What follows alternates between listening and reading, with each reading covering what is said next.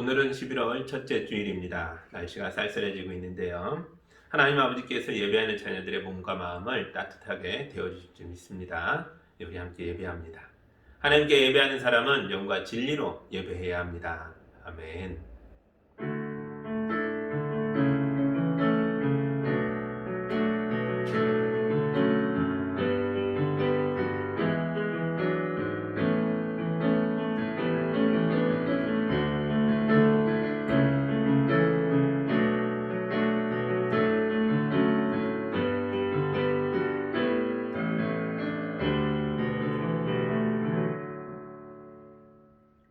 고난당하는 자들을 어루만지시며 일어나 새 역사를 이루게 하시는 하나님 아버지, 오늘도 주님만 바라보며 사는 믿음의 자녀들이 예배하기 위해 나왔습니다.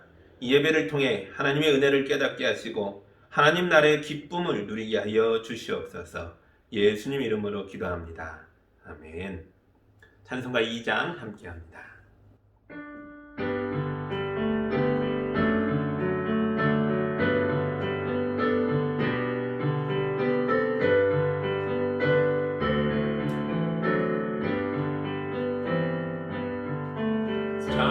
찬양 성부 성자 성령 성삼위일체께 영원 무궁하기까지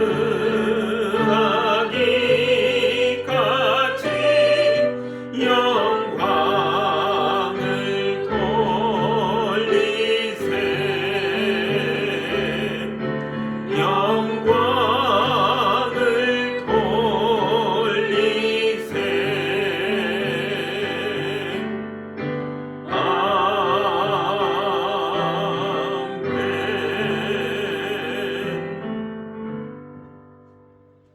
우리 한 주간의 삶을 돌아보며 예배자로 서기에 부끄러운 것들이 있다면 이 시간 주님 앞에 고백하고 용서받고 예배자다움을 회복하는 기도를 함께 드리겠습니다.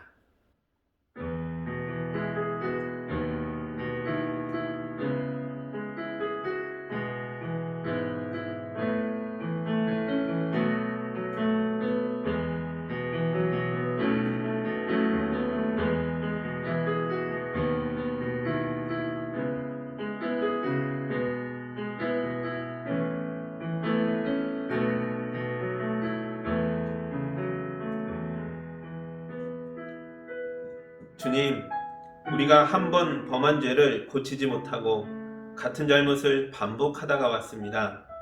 주님, 우리가 하나님은 또 용서하실 것이라고 생각하며 죄인을 위한 예수의 죽음을 이기적으로 이용하다 왔습니다.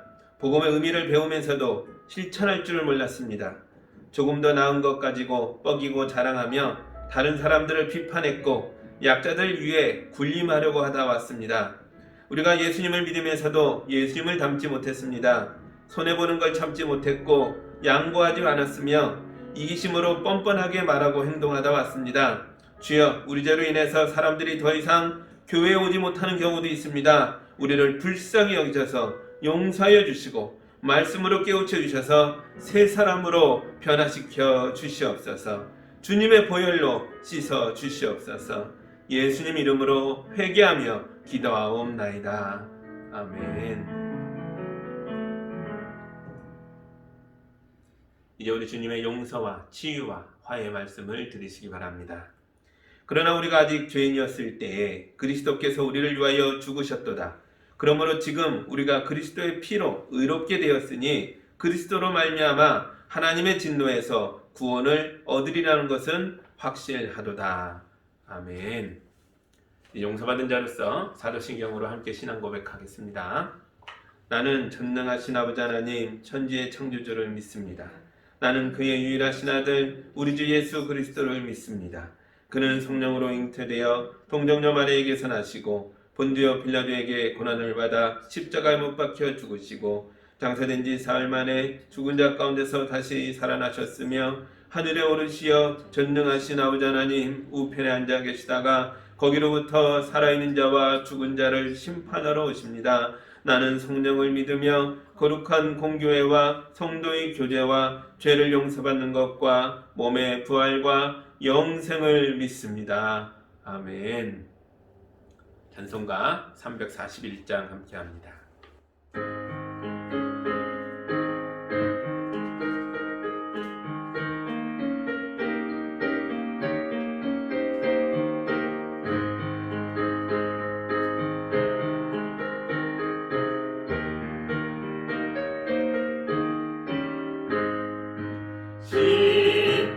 십자가를 내가 지고 주를 따라갑니다. 이제부터 예수로만 나의 보배 삼겠네. 세상에서 부귀영화 모두 잃어버려도 주의 평안 내가 받고 영생 복을 받겠네. 주도 곤욕 당했으니 나도 곤욕 당하리. 세상 사람 간사나 예수 진실합니다. 예수 나를 사랑하사 빛난 얼굴 보이면 원수들이 미워해도 염려할 것 없겠네. 내가 핍박당할 때에 주의 품에 안기고 세상 고통 당할수록 많은 위로 받겠네. 주가 주신 기쁨 외에 기뻐할 것 무엇냐. 주가 나를 사랑하니 기뻐할 것뿐일세.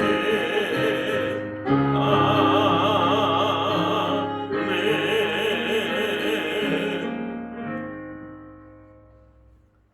함께 기도합니다. 하나님 아버지, 나무가 낙엽을 떨구며 겨울을 준비하듯 우리도 겸손하게 고개를 숙여 예배하면서 우리 인생의 겨울을 준비하게 하시니 감사합니다. 인간의 교만이 극에 달했을 때에 코로나로 인해서 인류의 교만을 꺾어주시니 감사합니다. 그러나 이 일로 많은 사람들이 두려움에 떨고 있고 전 세계적으로 노인과 가난한 사람들과 약자들이 피해를 보고 있습니다. 주여, 이제 그만 우리를 용서하여 주시고 우리의 간절한 기도에 응답하셔서 코로나의 창고를 막아 주시옵소서. 연구자들에게 지혜를 주셔서 백신과 치료제를 개발하도록 인도하여 주옵소서. 국가의 지도자들에게 사랑의 마음을 주셔서 부자 나라들이 백신과 치료제로 장사하지 말게 하고 가난한 나라와 가난한 백성에게 값싸게 나눠주며 인류가 화합하는 하나님 나라의 역사가 이루어지게 하여 주옵소서. 우리나라에도 불황으로 인해 어려움에 빠진 사람들이 많이 있습니다. 국가에게만 책임을 돌릴 게 아니라 교회가 나서고 우리 교인들이 나서서 가까운 이웃을 돌볼 수 있도록 인도하여 주옵소서. 우리 교인 중에도 어려운 분들이 많이 있을 텐데 서로 안부를 묻고 서로를 돌아보며 주님의 사랑을 나누며 살게 하여 주옵소서. 혈기왕성한 청소년들과 어린이들이 답답한 마스크에 갇혀 지내고 있습니다. 주님, 우리 교회에 지혜를 주셔서 아이들이 생기를 잃지 않도록 안전하게 숨을 쉬며 활발하게 활동하는 안전한 교회를 만들 수 있도록 도와주시옵소서. 수시원 수를 접수하고 결과를 기다리는 수험생들이 있습니다. 어떤 결과가 나오든 그 모든 것들을 주님이 인도하여 주셔서 아이들의 미래를 위해 가장 좋은 길이 될 수 있도록 도와주시옵소서. 지병이 있고 나이가 많은 분들과도 함께하여 주시옵소서. 코로나로 자녀와 가족이 자주 찾아뵙지 못해도 주님은 날마다 어르신들의 가정마다 임재하시고 은혜와 사랑을 베풀어 주시옵소서. 지금 영상으로 예배하는 모든 가정마다 주님이 임하신 줄 믿습니다. 하늘의 복과 위로로 가득 채워 주시옵소서. 예수님 이름으로 기도하옵나이다. 아멘.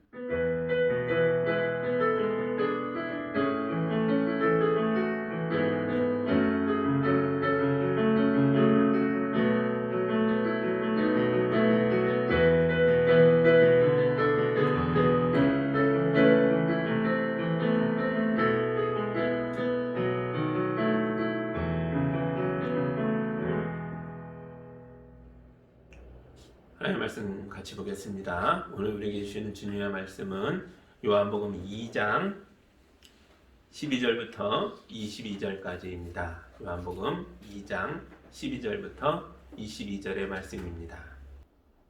이제 하나님의 말씀 봉독할 때 여러분도 함께 보시기 바랍니다. 이 일이 있은 뒤에 예수께서는 그의 어머니와 형제들과 제자들과 함께 가버나움에 내려가셔서 거기에 며칠 동안 머물러 계셨다. 유대 사람의 유월절이 가까워져서 예수께서 예루살렘으로 올라가셨다. 그는 성전뜰에서 소와 양과 비둘기를 파는 사람들과 돈 바꿔주는 사람들이 앉아있는 것을 보시고 노끈으로 채찍을 만들어 양과 소와 함께 그들을 모두 성전에서 내쫓으시고 돈 바꿔주는 사람들의 돈을 쏟아버리시고 상을 둘러엎으셨다. 비둘기 파는 사람들에게는 이것을 걷어치워라. 내 아버지의 집을 장사하는 집으로 만들지 말아라 하고 말씀하셨다. 제자들은 주님의 집을 생각하는 열정이 나를 삼킬 것이다 하고 기록한 성경 말씀을 기억하였다. 유대 사람들이 예수께 물었다. 당신이 이런 일을 하다니 무슨 표징을 우리에게 보여주겠소? 예수께서 그들에게 말씀하셨다. 이 성전을 허물어라. 그러면 내가 사흘 만에 다시 세우겠다. 그러자 유대 사람들이 말하였다. 이 성전을 짓는 데에 46해나 걸렸는데 이것을 사흘 만에 세우겠다고요? 그러나 예수께서 성전이라고 하신 것은 자기 몸을 두고 하신 말씀이었다. 제자들은 예수께서 죽은 사람들 가운데서 살아나신 뒤에야 그가 말씀하신 것을 기억하고서 성경 말씀과 예수께서 하신 말씀을 믿게 되었다. 아멘. 잠깐 기도합니다. 하나님, 우리 예수님이 성전을 깨끗하게 하시며 내 몸이다 말씀하신 걸 보았습니다. 이 말씀이 우리 안에 들어와 우리도 주님 말씀을 닮아 주님이 기억나며 주님을 보여주는 삶을 살 수 있도록 인도하여 주옵소서. 예수님 이름으로 기도합니다. 아멘. 지난주에는 예수님께서 요단강가 세례터에서 갈릴리 가나의 결혼식으로 가셨던 것을 보았습니다. 거기서 무슨 일이 있었죠? 결혼식에서 기쁨의 포도주가 바닥났었죠. 그래서 우리 예수님은 그 사정을 들으시고 물론 최고급 포도주를 만드셔서 사람들에게 주었습니다. 그것도 돌 항아리 6개를 가득 채울 만큼의 어마어마한 양이었죠. 예수님 덕분에 이 잔치에 기쁨이 돌아오면서 가난한 신랑의 아버지와 이 결혼식에 참석한 모든 손님이 일주일 내내 피로연이 벌어지는 그 기간 동안 내내 행복한 시간을 보낼 수 있었을 겁니다. 이제 지난주 마지막 구절을 다시 볼게요. 11절입니다. 예수께서 이 첫 번 표징을 갈릴리 가나에서 행하여 자기의 영광을 드러내시니 그의 제자들이 그를 믿게 되었다. 아멘. 요한복음 이 사건을 첫 번째 표징이라고 말해요. 그러니까 두 번째, 세 번째도 앞으로 온다라는 소리죠. 이 사건은 표징이다. 이게 뭐예요? 사인이라는 거죠. 예수가 누구신가, 무슨 일을 하는 분인가, 왜 이런 일을 하고 있는가를 사인으로 보여주는 것이라는 거죠. 제자들은 이 기적 속에서 기적보다 더 중요한 게 있다는 걸 깨달았다는 거고, 그래서 예수님을 더욱더 깊이 믿을 수 있게 됐다라고 말합니다. 제자들이 물이 포도주가 되는 걸 보면서 뭘 알게 된 거죠? 와, 이게 얼마치야? 이걸 맹물로 만들었어? 그러면 이익이 몇백 배가 나오겠네? 우리 부자 되겠네? 뭐 이런 걸 깨달은 건 아니죠. 이 사건은, 물론 포도주가 된 사건은 예수님의 생애에서 한 번 있었던 겁니다. 반복하지 않으세요. 쟤들이 본 건 예수님이 포도주가 바닥난 유대인의 정결 항아리를 새 포도주로 가득 채운 거였어요. 또 제자들이 본 건 농민보다 더 천하게 여겨졌던 일꾼들이 예수님께 거룩하게 쓰임받는 것이었어요. 또 제자들이 본 건 실망스럽게 끝날 뻔했던 잔치가 바닥난 기쁨을 다시 회복하면서 행복해지는 거였어요. 이게 다 뭡니까? 이게 바로 하나님 나라라는 거죠. 제자들이 예수님을 믿게 됐다는 건 이걸 믿게 됐다는 거예요. 예수와 함께 있으니까 바닥난 기쁨이 회복되더라. 예수와 함께 있으니까 천민처럼 바닥에 밟혀있던 사람들이 일어나서 거룩하게 쓰임받더라. 예수와 함께 있으니까 유대인들의 그 종교심으로는 바닥난 물 항아리였는데 거기에 예수님이 새 포도주로, 고급 포도주로 누구도 만들 수 없는 맛있는 것으로 채우시더라. 이걸 경험했다는 거죠. 예수님은 지금 이곳에, 나중이 아니라 지금 이곳에 이미 하나님 나라를 가져오시는 분이다라는 걸 깨달았고 믿게 됐다는 겁니다. 돌 항아리 6개의 포도주가 아무리 많다 해도 언젠간 없어질 거예요. 기적을 따라다니는 건 언젠가 없어질 걸 따라다니는 행위입니다. 그러나 예수님을 믿고 따르는 건 그들 안에서 포도주가 계속 솟아날 것이기 때문에 이 기쁨이 사라지지 않는 거죠. 그래서 사도 바울도 얘기하죠. 항상 기뻐하라 라고 얘기합니다. 그게 어떻게 가능합니까? 우리 안에서 생수가 터졌기 때문이에요. 외부에서 얻는 것이 아니라 우리 속에서부터 샘물이 터졌고 거룩한 강물이 흘러 넘치기에 기쁨을 유지할 수 있는 겁니다. 이게 하나님 나라라는 거죠. 예수님을 모시고 살아가는 하나님의 나라입니다. 이제 오늘 말씀 들어갑니다. 12절과 13절 보겠습니다. 이 일이 있은 뒤에 예수께서는 그의 어머니와 형제들과 제자들과 함께 가버나움에 내려가셔서 거기에 며칠 동안 머물러 계셨다. 유대 사람의 유월절이 가까워져서 예수께서 예루살렘으로 올라가셨다. 아멘. 예수님은 가나에서부터 그 옆 동네 가버나움으로 가셔서 며칠 쉽니다. 그리고 유월절에 맞춰서 예루살렘으로 또 올라가세요. 그러니까 예수님은 요단강 세례터에 있다가 갈릴리 가나 지역으로 갈릴리 지역에 왔다가 또 가버나움 갔다가 이젠 다시 유대 지역의 예루살렘으로 올라가고 있어요. 그러니까 예수님의 행적을 보면요, 요한복음이 기록한 예수님의 행적은 모든 복음서 중에 가장 바쁘신 분이에요. 다른 복음서들은 갈릴리에서 3년을 대부분 활동하다 예루살렘 한 번 가시거든요. 그리고 거기서 마지막 죽음을 맞이하시는데 요한복음은 무려 3번 이상 예수님이 예루살렘에 가셨던 걸 기록해 놓고 있어요. 굉장히 바쁘게 살고 계십니다. 그런데 요한복음이 우리를 또 당황스럽게 만들어요. 그 다음 구절이 그렇습니다. 14절부터 16절. 그는 성전들에서 소와 양과 비둘기를 파는 사람들과 돈 받고 주는 사람들이 앉아있는 것을 보시고 노끈으로 채찍을 만들어 양과 소와 함께 그들을 모두 성전에 내쫓으시고 돈 받고 주는 사람들의 돈을 쏟아버리시고 상을 둘러엎으셨다. 비둘기 파는 사람들에게는 이것을 걷어치워라, 내 아버지의 집을 장사하는 집으로 만들지 말아라 하고 말씀하셨다. 예수님이 성전에 가서 소동을 일으키잖아요. 성전들에서 소와 양을 파는 사람들을 다 내쫓으시고 동전 받고 줬던 상을 둘러엎으시고 비둘기 파는 자들도 내쫓습니다. 아주 유명한 사건이죠. 이게 왜 놀라운 거죠? 하나님의 아들이 평화의 사도가 폭력을 써? 그게 놀라운 건가요? 그것 때문에 당황스러운 게 아니에요. 이 사건은 너무 유명하죠. 성전을 깨끗하게 청소하셨다. 그래서 성전 청결 사건이라고 부릅니다. 이게 왜 놀라운 거냐? 여기서 문제는 이 사건이 일어난 시점이에요. 원래 이 사건은 언제 일어났죠? 마가복음, 마태복음, 누가복음에 의하면 예수님의 삶의 마지막 부분이에요. 갈릴리 사역을 마치고 예루살렘에 와서 성전을 뒤집어 엎으셨고 이 일 때문에 체포돼서 십자가의 죽음으로 나아갑니다. 인생에서 마지막 부분에 있는 사건을 요한복음은 2장에 가져온 거예요. 앞부분에다 가져왔어요. 그래서 어떤 학자들은 이 사건은 2번 있었나 보다 이렇게 해석하기도 해요. 성경이 틀렸을 리는 없지 않냐. 그러니까 요한복음 2장도 사실이고 마태복음, 마가복음 11장도 사실이라면 2번이지 않겠냐.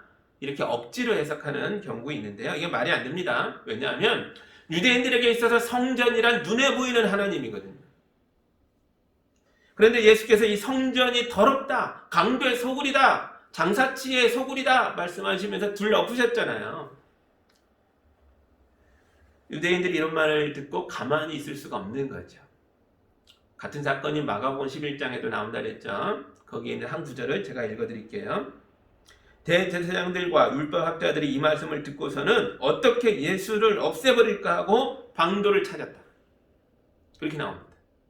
마태복음에도 마가복음에도 누가복음에도 이 사건 때문에 결국 십자가의 죽음으로 가게 되었다라는 아주 중요한 길목에 있는 사건이라는 것을 보여주고 있어요.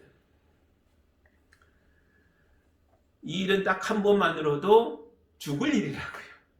그런데 이걸 2번 반복할 수 있어요? 불가능합니다. 그럴 수는 없어요. 그러니까 요한복음은 예수님의 마지막 사건을 의도적으로 앞으로 가져온 거예요. 일부러 가져온 거예요. 왜 그랬을까 하는 게 중요한 거죠. 뭐가 어떤 의도가 숨겨져 있는 걸까?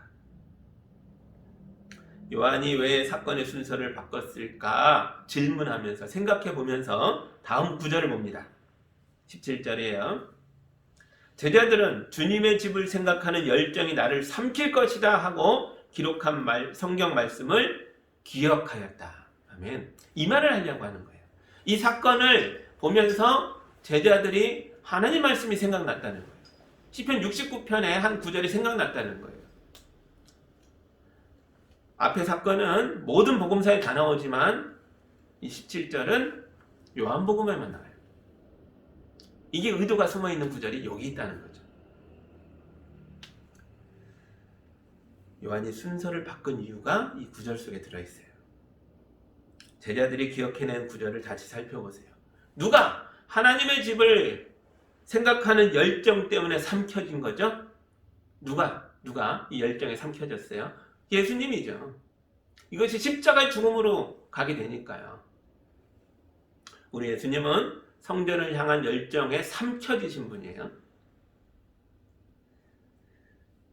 그래서 예수님은 장사치로 더럽혀진 성전을 두고 보지 못하고 노끈으로 채찍을 만들어서 휘두르시며 그들과 전쟁을 선포하신 거죠. 그러다 십자가에 처형되셨습니다.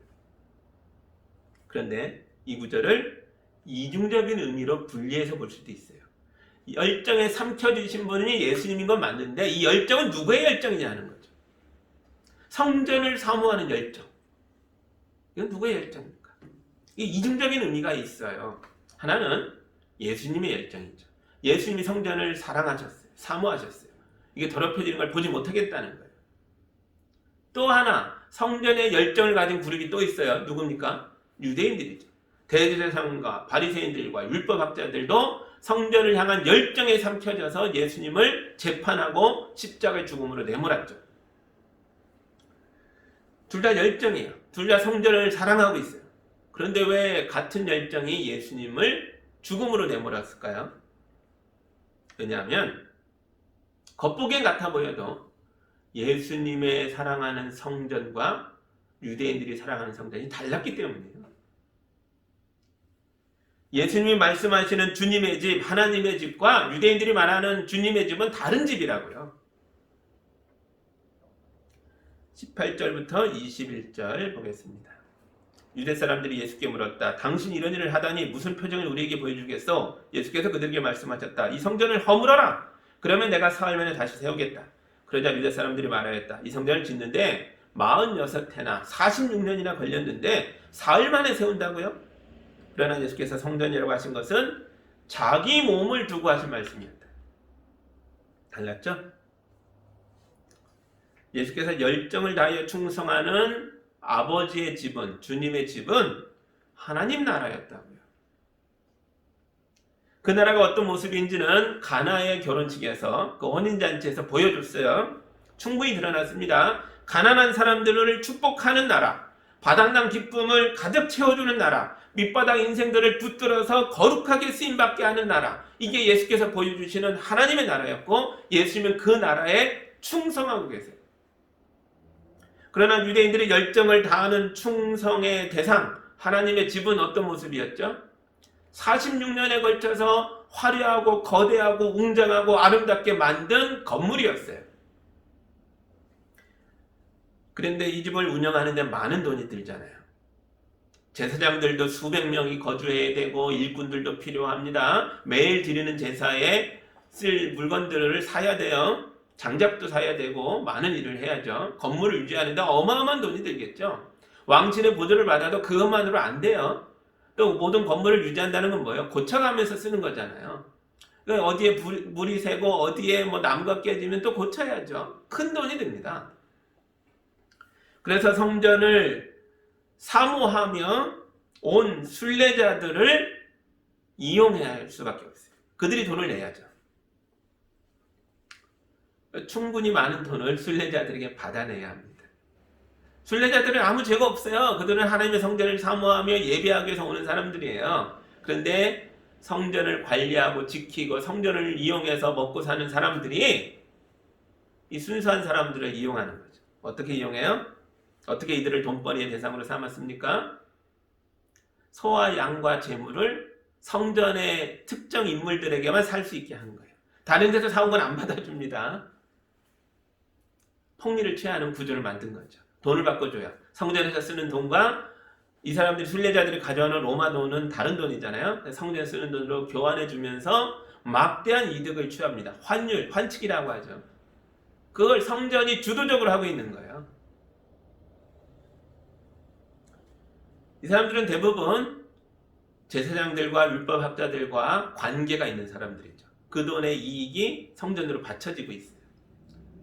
성전 자체를 위해서가 아니라 성전의 지배자들에게 바쳐지고 있다고요.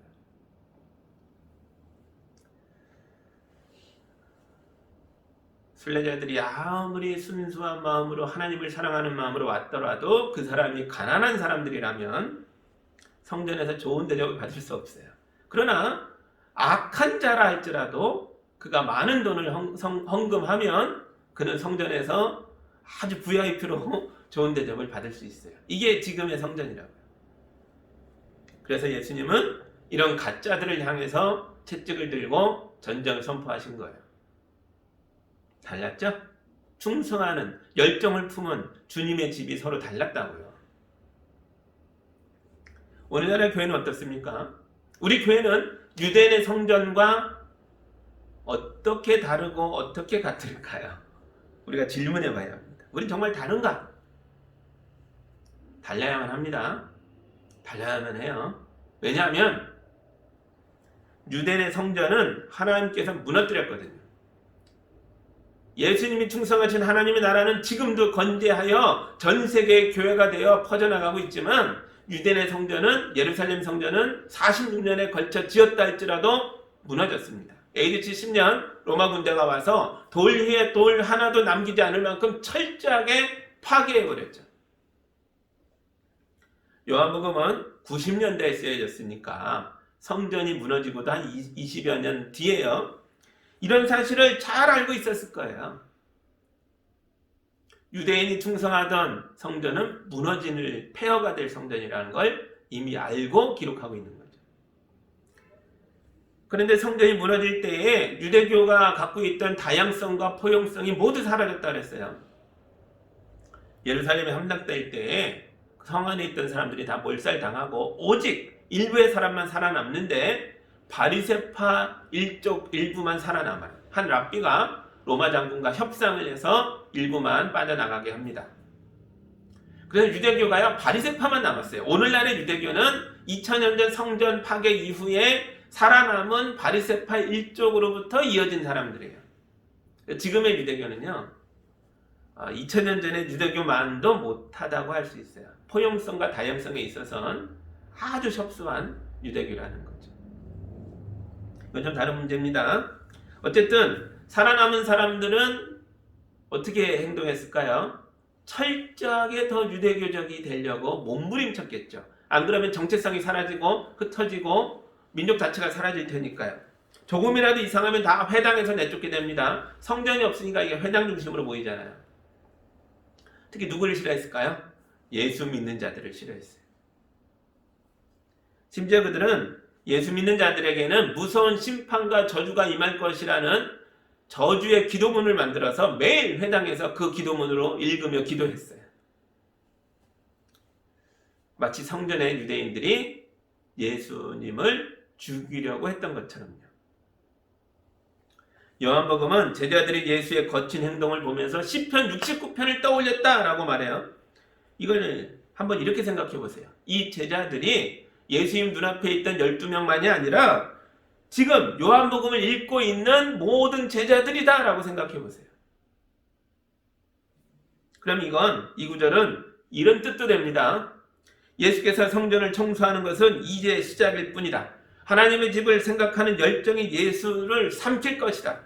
이게 앞으로 모든 제자들이 요한복음을 읽으며 보게 될 내용이다.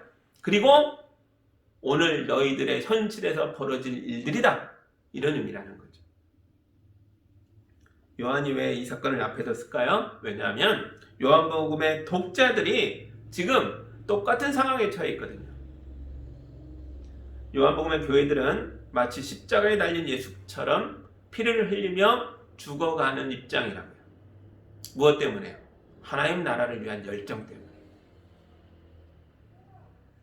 요한은 이 사건을 앞에 둠으로써 앞으로 전개될 요한복음의 내용을 미리 요약해서 보여줄 뿐만 아니라 지금 교회가 당하고 있는 고난을 해석해주고 있다고요. 요한복음의 교회들이 예수의 제자들이기 때문에 고난을 받고 있는 거라고.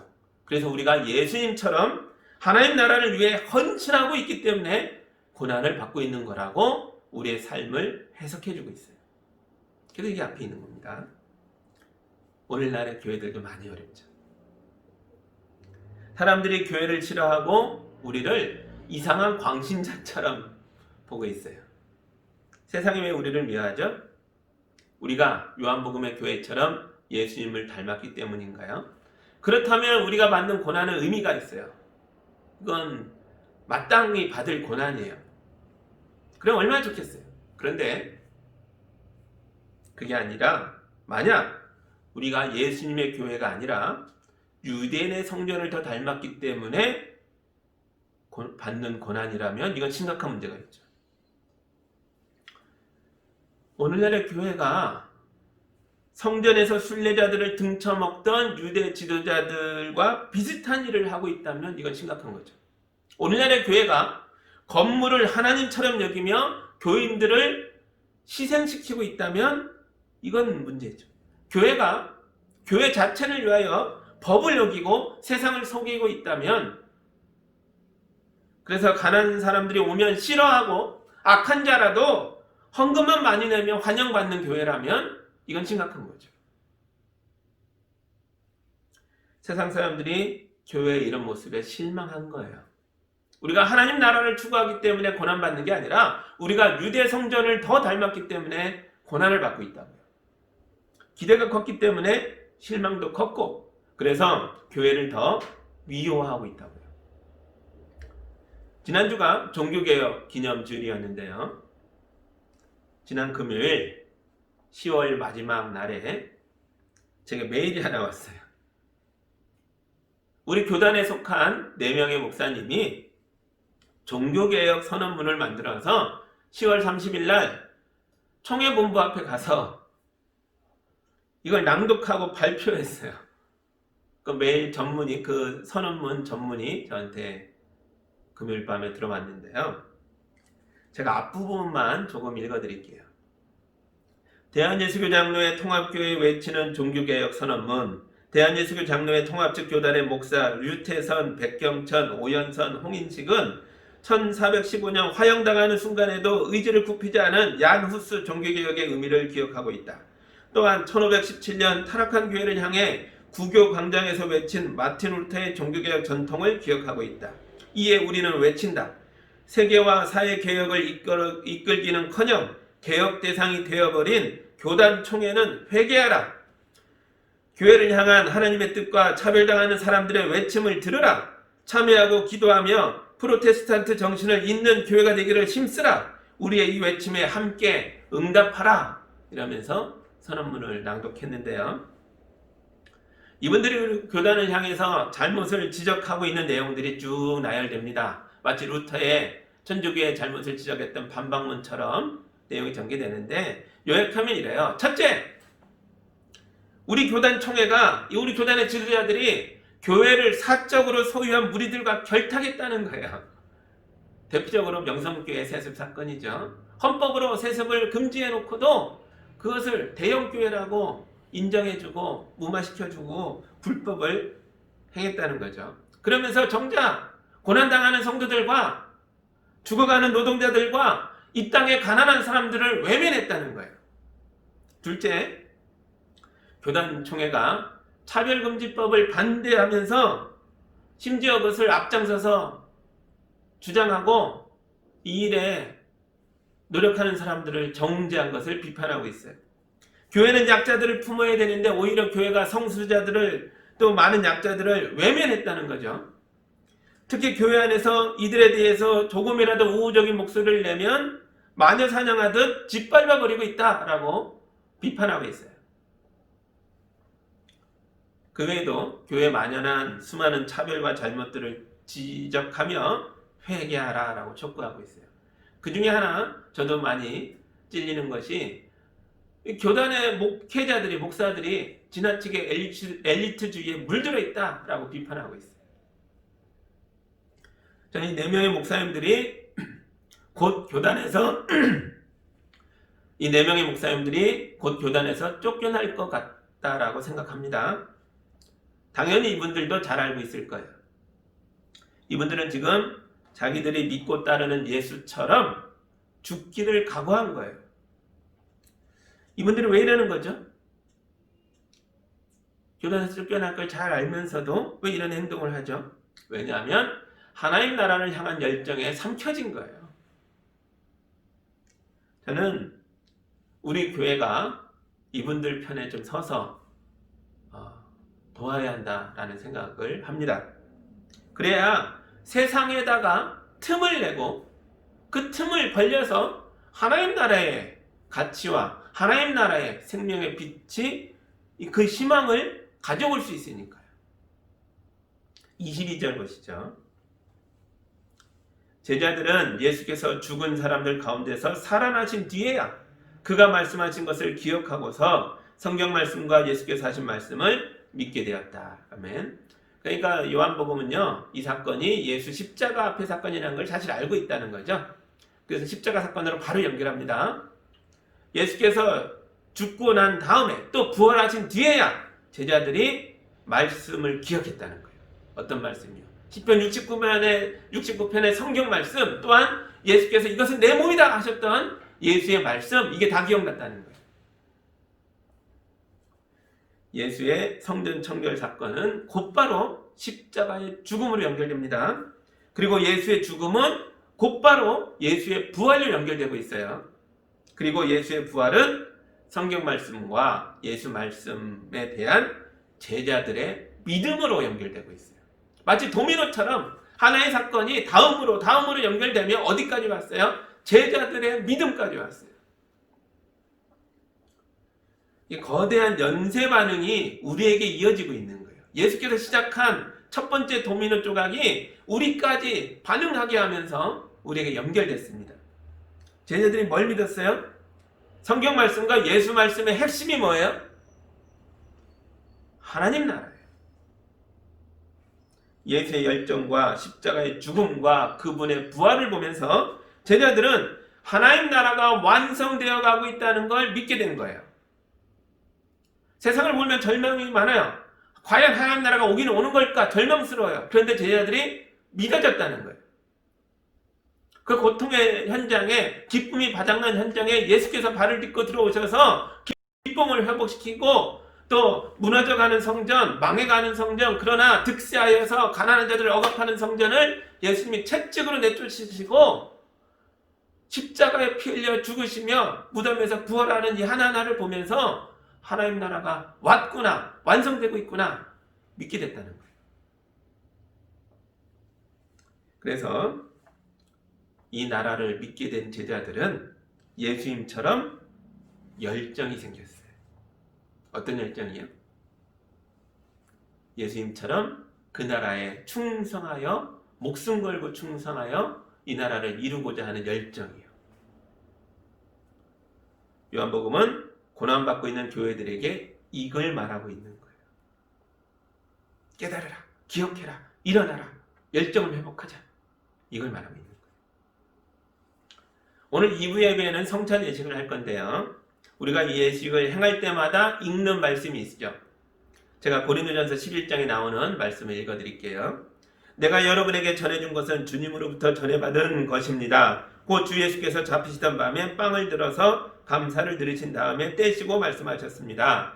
이것은 너희를 위하는 내 몸이다. 이것을 행하여 나를 기억하여라. 식후에 잔도 이와 같이 하시고서 말씀하셨습니다. 이 잔은 내 피로 세운 새 언약이다. 너희가 마실 때마다 이것을 향하여 나를 기억하여라. 아멘. 성찬 예식의 핵심은 기억하는 거예요. 뭘 기억하죠? 하나님 나라를 향한 예수님의 열정을 기억하고 열정에 삼켜진 죽음을 기억하고 그리고 죽음에서 일어나신 부활을 기억하라는 거예요. 이걸 기억하는 사람들에게는 어떤 일이 발생합니다. 뭐가 일어날까요? 성찬 예식의 그 다음 구절이 이렇게 되어 있어요.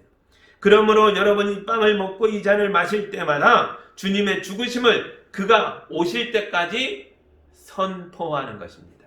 아멘. 예수의 열정을 기억하고 행하는 사람은 주님이 오실 때까지, 이게 뭐예요? 하나님 나라가 완성될 때까지 이 일을 선포한다는 거예요. 이게 기억의 결과입니다. 말씀이 기억나고 예수 말씀이 기억나니까, 예수 사건이 기억나니까 어떤 결과가 우리 안에 연쇄 반응을 일으키는데, 주님이 오시는 그날까지, 하나님 나라가 완성되는 그날까지 우리도 예수님이 하셨던 것처럼 그 나라에 충성하며 열정을 다하며 선포한다는 거예요.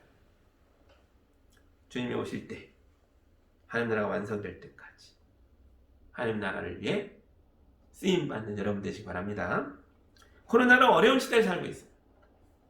이대로 내버려두면 극에 달한 이기심으로 세상이 침몰해버릴 거예요. 이럴 때일수록 교회가 나서서, 예수의 제자들이 나서서 하나님 나라를 선포해야 할 줄 믿습니다. 먼저 여러분 자신에게 하나님 나라를 선포하세요. 내 인생에 기쁨이 바닥난 내 삶에 예수님이 오셔서 포도주로 가득 채우실 것을 믿고 선포하세요. 그리고 여러분의 가정에 하나님 나라를 선포하시기 바랍니다. 예수님은 죽음을 이기고 부활하신 분이십니다. 이분이 우리와 함께하고 계세요. 죽음을 이기고 승리하는 예수향기교회 성도들이 다 되시기를 예수님 이름으로 축복합니다. 아멘. 함께 기도합니다. 하나님 감사합니다. 요한복음이 예수님의 성전 청결 사건을 앞에 두고 시작부터 십자가를 기억하라, 하나님 나라를 기억하라, 이 열정을 기억하라 외쳤습니다. 주님, 요한복음 성도들이 고난당하는 성도들인데 이 말씀을 기억하며 힘을 내어 또 한번 일어나서 하나님 나라를 위해 나아가는 걸 봅니다. 이 시대에 우리의 모습이 되어야 할 줄 믿습니다. 유대인 성전을 닮은 교회 되지 말게 하여 주시고 하나님 나라를 닮은 교회 될 수 있도록 인도하여 주옵소서. 우리 성도들이 예수님을 모시고 이 표징이 한 번, 두 번, 세 번, 네 번 계속 반복해서 우리 삶에 이루어지며 하나님의 뜻을 보여주는 거룩한 삶이 될 수 있도록, 하나님 나라를 위해 열정에 삼켜진 모습으로 담대하게 쓰임받는 성도들 될 수 있도록 축복하여 주시옵소서. 예수님 이름으로 기도하옵나이다. 아멘.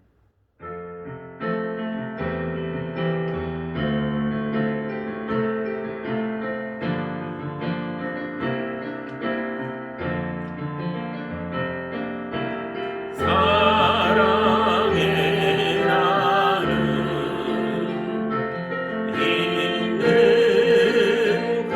있는 곳에 하나님께서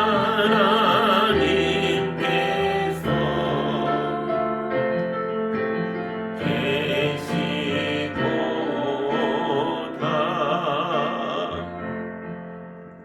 하나님 감사합니다. 우리 성도들에게 사랑과 은혜와 생명을 부어주시고 하나님 나라를 살아갈 수 있도록 축복하여 주시니 감사합니다. 우리 성도들 담대하게 일어나 일하게 하시고 땀 흘리게 하시고 하는 모든 일들마다 거룩한 열매를 거둘 수 있도록 도와주시옵소서. 주님 앞에 하나님 나라를 위하여 아름다운 예물들을 올려드렸습니다. 이 거룩한 예물을 통해 주님의 나라가 확장되게 하시고 주님의 거룩한 교회가 건물이 아닌 하나님 나라가 되어 성장하게 해주시고 이웃의 눈물을 닦아주는 주님의 손길로 쓰임받게 하여 주시옵소서. 우리 성도들의 힘있게 주님의 나라를 위해 충성할 수 있도록 복되게 지켜 주시옵소서. 건강하게 하여 주시옵소서. 심는 일들마다 풍성한 열매를 거둘 수 있도록 도와 주시옵소서. 주님께 감사드리며 예수님 이름으로 기도하옵나이다. 아멘.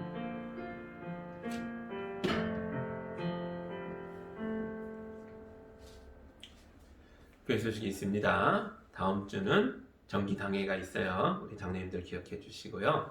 또 11월 셋째 주일은 추수감사주일입니다. 우리가 하나님 앞에 한 해를 돌아보며 감사의 예물들로 영광 올려드리는 날입니다. 난 감사할 게 없어요. 그러시면 안 돼요. 주님이 우리의 삶에 역사하고 계신 줄 믿습니다. 정말 힘들고 어려운 순간에도 주님을 붙들고 나아가면 하나님의 나라를 우리 가정에 주님이 임재할 수 있도록 도와주실 줄 믿습니다. 감사합니다. 이제 함께 별단의 찬양 힘차게 부르며 한 주간 또 힘있게 살아가겠습니다.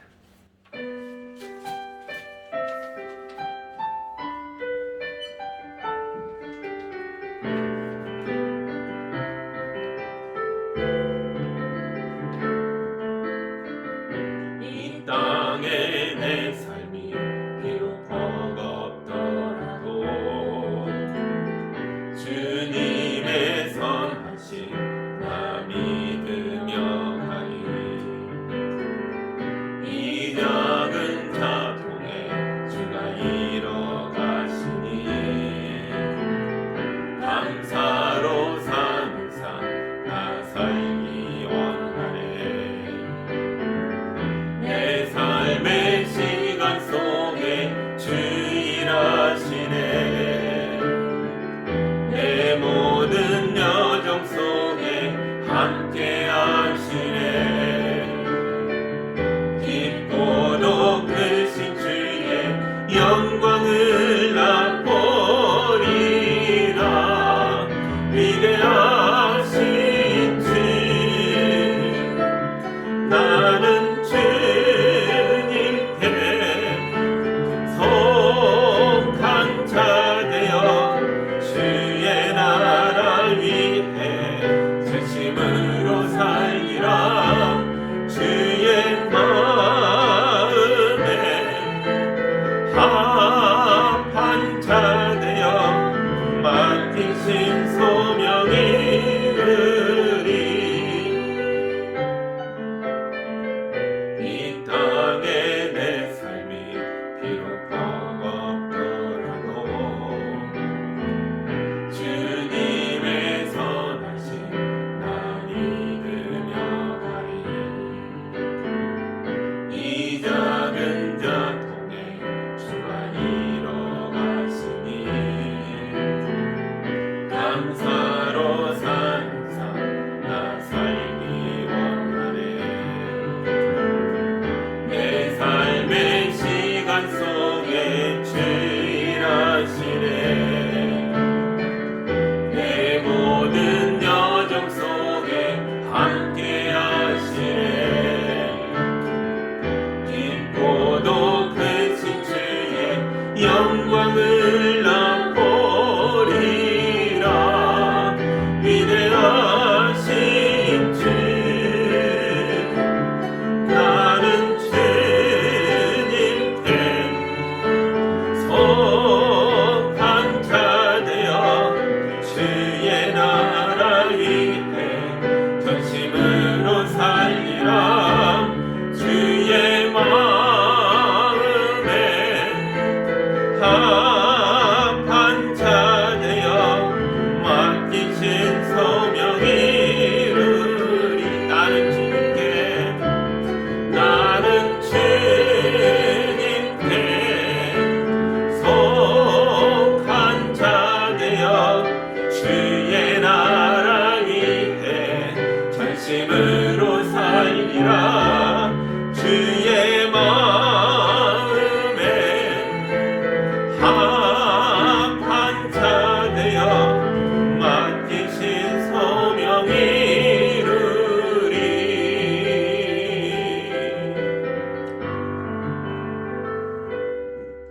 이제는 하나님 나라에 충성하는 열정에 삼켜지셔서 죄인을 살리고자 십자가의 죽음으로 나아가셨던 예수 그리스도의 은혜와 그 하늘을 내어놓으신 하나님 아버지의 크신 사랑하심과 우리 안에 역사하시며 주님의 나라와 주님의 십자가와 부활을 매일매일 기억나도록 도우시는 성령님의 인도하심이 말씀에 아멘하고 담대하게 나아가는 성도들과 그들의 가정 위에 이제로부터 영까지 함께하기를 간절히 축원하옵나이다. 아멘.